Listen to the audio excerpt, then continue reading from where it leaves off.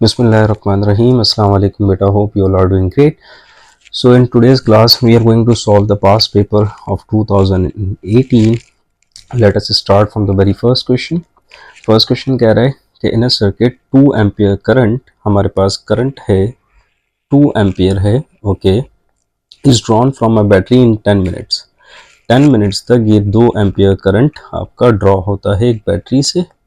तो बताइए कितना चार्ज जो है फ्लो कर रहेगा इन 10 मिनट्स में। अच्छा, वी नो दैट कि टाइम का जो SI यूनिट होता है वो सेकंड होता है। तो 1 मिनट में होते हैं 60 सेकंड, तो 10 मिनट में कितने सेकंड होंगे बेटा? 600 सेकंड होंगे। करंट का फॉर्मूला हमने पढ़ा है I is equal to charge over time. We need to find here the charge.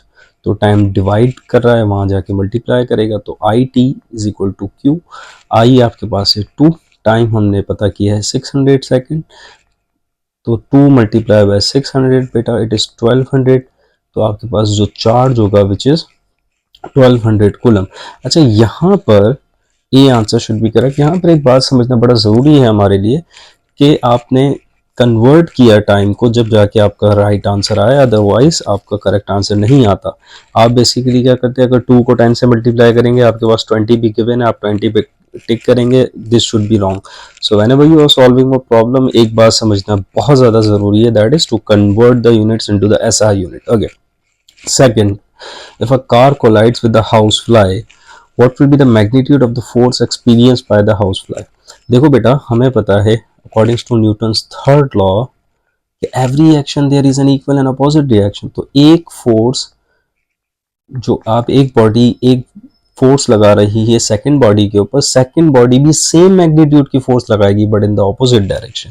So same as the car experience by the housefly. Okay, question number third, in the photoelectric effect the photon of energy h mu या hf, ठीक है, is incident on a metal surface। एक photon जो है वो hit करता है एक मेटल सरफेस के ऊपर। The energy required to eject the valence electron from the surface of the metal is express as work function. तो आपने ये फेमस इक्वेशन पढ़ी होगी कि जो आप एनर्जी देते हैं, एक फोटोन की जो एनर्जी होती है वो वर्क फंक्शन में जाती है, और जो एनर्जी बच जाती है वो उस एनर्जी से आपका इलेक्ट्रॉन मूव करता है, तो that is the kinetic energy of the electron. Okay, question number 4, bimetallic thermostat जो है written is an example of thermal expression. Thermodynamics में आपने ये बात पढ़ी है, ठीक है। Let us move towards the next one. Let B be the magnetic field. B जो है वो मैग्नेटिक फील्ड है, and a conductor of length L is moved across the field. एक कंडक्टर जो है उसकी लेंथ L है, वो एक मैग्नेटिक फील्ड में मूव कर रहा है। A potential difference appears across the end of the conductor। यहाँ पर potential difference जो है वो appear होता है। This type of potential difference is termed as, जो body के अंदर खुद appear होता है उसको self induction कहते हैं, ठीक है, जो खुद की वजह से appear हो रहा है। self induction and mutual induction आपने पढ़ा होगा। Okay, let us move towards the next one। If a dielectric material is placed between two plates of a capacitor, आपके पास capacitor है, उसके दरमियान आपने डायमेटालिक मटेरियल रख दिया, तो उससे कैपेसिटर की कैपेसिटेंस क्या होगी बेटा? इंक्रीज हो जाएगी, क्योंकि आपको पता है कैपेसिटेंस के दरमियान कुछ भी नहीं होता, तो उसकी कैपेसिटेंस होती है C0, और अगर कुछ डायमेटालिक रख देंगे तो उसकी कैपेसिटेंस हो जाएगी multiple of C0 and dimetallic constant का। ओके, तो मल्टीपल हो रहा है तो ज़्यादा ही होगी, लॉजिकल सी बात है। In free states the mass of the nucleus is always greater than the mass of the constituent. What does it means कि अगर मेरे पास लेट सपोज एक न्यूक्लियस है, उसके अंदर 2 प्रोटॉन है 2 न्यूट्रॉन है, अगर मैं अलग अलग करके सबका मास मेजर कर रहा हूँ, सो लेट सपोज इनका मास आ रहा है 4, और अगर मैं एक न्यूक्लियस का मास मेजर कर रहा हूँ तो न्यूक्लियस का मास आ रहा है 3.96।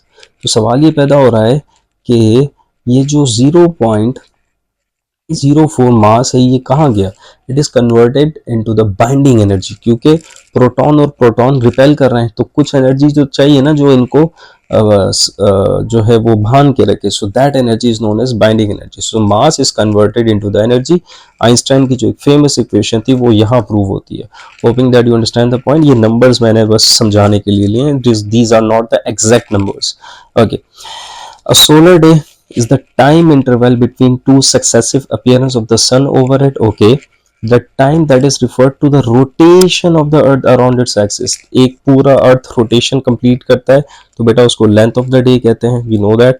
ओके, क्वेश्चन नंबर 9 है, if the sunlight is incident on the photo cell. हमारे पास आजकल बहुत ज़्यादा जो है वो सोलर एनर्जी का हम इस्तेमाल कर रहे हैं.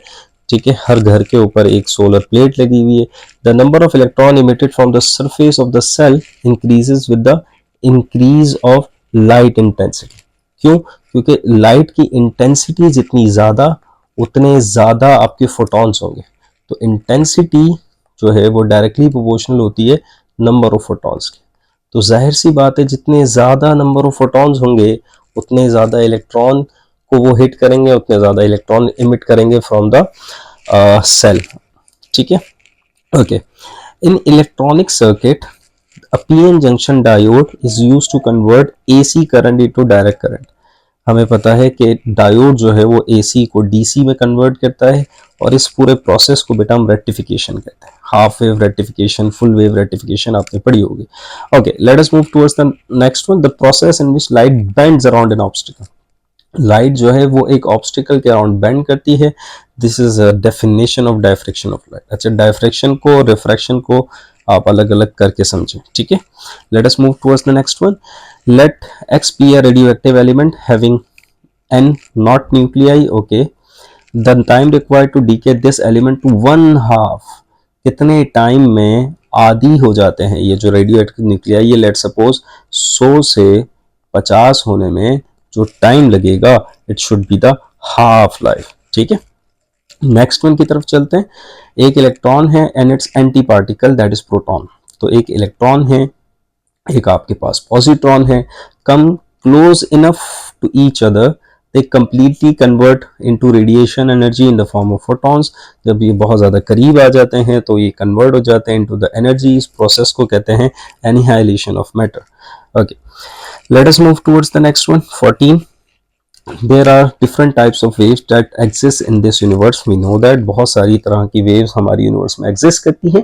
Which of the following waves do not need any material medium to travel? We know that electromagnetic waves को मीडियम की नीड नहीं होती, तभी तो सन से रेज अर्थ की तरफ आती हैं, क्योंकि in between the sun and the earth आपके कोई मीडियम नहीं होता. So what does it means? Light is an electromagnetic wave. Okay, let us move towards the next one. Question number 15 है, इट्स अ प्रॉब्लम. एंड मेरा बच्चा जब भी problem आए तो आपने डेटा बनाना है और सॉल्व करना है. A cycle is moving towards right with an acceleration of what? 4 metre per second. At time t is equal to 0 he has travelled 5 metres. तो जब टाइम स्टार्ट भी नहीं हुआ था, जब उसने कितने 5 मीटर ट्रेवल कर लिया था. ठीक है, moving towards the right at the initial velocity which is 15 metre per second. What will be his position at 2 after 2 second. ठीक है, तो हमें पता है कि टोटल डिस्टेंस हमने फाइंड आउट करना है. तो आफ्टर 2 सेकंड हम सेकंड इक्वेशन ऑफ मोशन का इस्तेमाल करेंगे. s is equal to VIT plus 1/2 AT square. Time 2, initial speed है 15, टाइम है 2 plus 1/2 of the formula. Acceleration was 4, time is 2 और उसका स्क्वायर. ठीक है, 15 2 होता है बेटा 30 प्लस 2 1 2 एंड 2 2 4. तो यहाँ बचा 2 और 2 का स्क्वायर होता है 4. 2 4 8 प्लस 30. तो आपके पास 2 सेकंड्स में कितना डिस्टेंस कवर किया उसने? 38 मीटर्स. और प्रीवियस 5 मीटर्स कवर किया था. तो 38 प्लस 5 इज व्हाट? 43. तो टोटल डिस्टेंस इसकी जो लास्ट पोजीशन है from its starting position, that is 43 meters. Hoping that you understand the point. Let us move towards the next one. In pure semiconductor materials, some impurities are added to change the properties of these semiconductors. This process is called doping. ठीक है, तो आपने donor doping, acceptor doping पढ़ी होगी. ठीक है, तो let us move towards the next one. Two forces equal in magnitude but opposite in direction and not acting along the same line constitute a couple. We know that couple में हमारे पास दो charges होते हैं, opposite charges होते हैं, and when they interact in the field they just rotate. तो this movement of couple will be independent of the location of origin. तो इनका जो origin है वो इंडिपेंडेंट होता है, कोई भी पॉइंट को आप ओरिजिन ले सकते हैं। ओके, इलेक्ट्रोमैग्नेटिक स्पेक्ट्रम में जो रेडिएशंस होती हैं, the wavelength spectrum that is visible to human eyes lies in the range of, मतलब कि आपकी जो वेवलेंथ होती है विजिबल लाइट की, वो किस रेंज में लाई करती है, that is 400 to 700 nanometer. That is इतनी वेवलेंथ की लाइट को हम देख सकते हैं। 400 से कम होगी तब वो इंफ्रारेड होती है, उसको भी नहीं देख सकते, और 700 से अबव होती है दैट इज यूवी रेज, उसको भी हम नहीं देख सकते। Equation of kinetics are valid only when the acceleration is constant. आपने जो तीन इक्वेशन पढ़ी है, that is v f is equal to v i plus a t, s is equal to v i t plus half a t square, और यहाँ पे जो third है v f square minus v i square is equal to 2as, ये जब valid होती हैं जब आपकी एक्सेलरेशन क्या हो बेटा, कांस्टेंट हो। जब एक्सेलरेशन वेरिएबल होगी हम ये इक्वेशन यूज नहीं कर सकते। Okay, let us move towards the next one. The process of natural decay of some heavy nuclides is because of the radioactivity. Because of the radioactivity जो है कुछ प्रोसेस आपकी डीके होती हैं चीज़ें, ठीक है, रेडिएशन इमिट आउट करते हैं। If constant temperature condition are applied to a gas container then the volume of the mass of that gas that tends to increase by. अच्छा, बॉयल्स लॉ आपने पढ़ा है। बॉयल्स लॉ आपको क्या कहता है कि जो वॉल्यूम है और गैस जो है दीज आर इनवर्सली प्रोपोर्शनल। तो कह रहा है वॉल्यूम को इंक्रीज करना है तो आपको प्रेशर को क्या करना पड़ेगा बेटा, प्रेशर को डिक्रीज करना पड़ेगा। और कह रहा है कि बॉयल्स लॉ ये भी तो कहता है ना कि जब टेम्परेचर कांस्टेंट और मास कांस्टेंट तो decreasing the applied pressure. Okay, let us move towards the next one. The atomic number sorry atomic number of an atom represents the number of electron and proton। Atomic number जो है या तो number of proton होता है या तो number of electron होता है। क्यों? क्योंकि एक न्यूट्रल एटम में प्रोटॉन और इलेक्ट्रॉन की तादाद सेम होती है। Okay, let us move towards 23। If constant current, देखें it's the important part, constant current is flowing through a coil then flux through that coil will be become constant क्योंकि current constant है। In such type of arrangement the EMF induced in coil will be zero। okay, क्यों zero होगी? क्योंकि आपने EMF का formula पढ़ा है -n delta phi over delta t. अब देखें कह रहा है कि फ्लक्स कांस्टेंट है, अगर फ्लक्स कांस्टेंट है तो change in the flux zero होगा भाई, जाहिर सी बात है। तो EMF भी क्या हो जाएगी, जीरो हो जाएगी, ठीक है। ओके, क्वेश्चन नंबर 24 है आपके पास SHM है, simple harmonic motion. A particle is oscillating in such a way that its total energy remains conserve, ठीक है, टोटल एनर्जी कांस्टेंट है। तो when this particle reaches its two extreme position, like या तो यहाँ पर है या तो यहाँ पर है, तो इन दो कंडीशन के ऊपर पोटेंशियल एनर्जी मैक्सिमम होती है और मीन पोजीशन पे काइनेटिक एनर्जी मैक्स होती है, ठीक है, और पोटेंशियल एनर्जी यहाँ मैक्स है और एक्सट्रीम कंडीशन पे मैक्स होगी। तो मतलब अगर आप ऐसे भी कह सकते हैं कि total energy should be potential energy at extreme condition, क्योंकि एक्सट्रीम कंडीशन पे काइनेटिक एनर्जी जीरो होती है या मिनिमम होती है। क्वेश्चन नंबर 25 है, if we increase the area of cross section of a conductor having a length L, the resistance of that conductor will be, आपको पता है रेजिस्टेंस का फॉर्मूला होता है रो L ओवर A। तो यहां से पता लग रहा है कि रेजिस्टेंस और एरिया आर इनवर्सली प्रोपोर्शनल। तो कह रहा है कि आपने एरिया इंक्रीज किया है तो रेजिस्टेंस आपकी डिक्रीज होगी, तो D answer should be correct. Okay, this is also a problem. कह रहा है कि the efficiency of the Carnot engine working between the temperature, this is the high temperature and this is the low temperature। अच्छा, तो in temperature को मैं convert कर दूं केल्विन में तो 273 प्लस करना पड़ेगा, तो इट शुड बी 350 और 177 प्लस 273 तो इट शुड बी 440 केल्विन।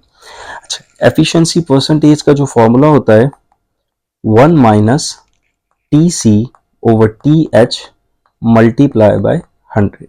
आगे जो कोल्ड का टेम्परेचर है बेटा दैट इज 350, हॉट का टेम्परेचर जो है वो हमारे पास कितना है बेटा 450 मल्टीप्लाई बाय 100, ठीक है। Will take the LCM of it 450 minus 350 multiplied by 100. Now see that 450 minus 350 it should be 100 divided by 450 और यहाँ पे मल्टीप्लाई हो रहा है 100. देखें 0 से 0 cancel, it should B 10 divided by 45 into 100. हम इसको और सॉल्व कर सकते हैं. 2 का table, 2 5 are 10, 2 9 are what, 2 9 are 45 or 5 9 are 45. 2 will multiply with 100, so 200 divided by 9. अच्छा देखो 200 divided by 10 तो होता है 20, so 200 divided by 9 should be around 22, so A answer should be correct. I just do all the maths कि आपको समझ आ जाए कि विदाउट कैलकुलेटर हम सॉल्व कर सकते हैं. Okay, which process is shown in the graph between pressure and volume. ये ग्राफ है हमारे पास प्रेशर एंड वॉल्यूम का. तो ये कौन से application of first law of thermodynamics होगा. अगर आप गौर से देखें तो ये ग्राफ आपको बता रहा है कि यार प्रेशर इंक्रीज हो रहा है, वॉल्यूम तो कांस्टेंट है. तो वॉल्यूम कांस्टेंट किस प्रोसेस में होता है, वो होता है आइसोकोरिक. क्योंकि आइसो का मतलब तो होता है बेटा सेम और कॉर का मतलब होता है वॉल्यूम. तो सेम वॉल्यूम, तो ये जो आपके पास ग्राफ है ये आइसोकोरिक प्रोसेस का है. ठीक है. 28, which of the following phenomena represents the wave nature of light. तो that is interference of light. Okay, law of heat exchange is used to determine specific heat of substance. आप किसी भी material की specific heat capacity find out करने के लिए law of heat exchange का इस्तेमाल करते हैं. आपने इसका एक्सपेरिमेंट भी किया होगा in the inter class. During radioactive DK of nucleus this emission takes place along with the daughter nucleus because of this beta particle emission. अच्छा देखो बीटा पार्टिकल इमिशन हमारे पास होती है, तो बीटा पार्टिकल के अंदर या तो बीटा पॉजिटिव होता है, दैट इज द पॉजिट्रॉन, या तो बीटा नेगेटिव होता है, दैट इज द इलेक्ट्रॉन. तो the mass number of parent nucleus. अब देखो भाई मास नंबर बराबर होता है न्यूट्रॉन प्लस प्रोटॉन. तो बेसिकली इलेक्ट्रॉन और पॉजिट्रॉन तो मास नंबर पे डिपेंड ही नहीं करता. तो व्हाट डज इट मींस कि मास नंबर जो है बीटा पार्टिकल के इमिशन में कांस्टेंट रहेगा. So that's it from my side. If you have any question you can write down in the comment box. इंशाल्लाह see you in the next video. अल्लाह हाफिज.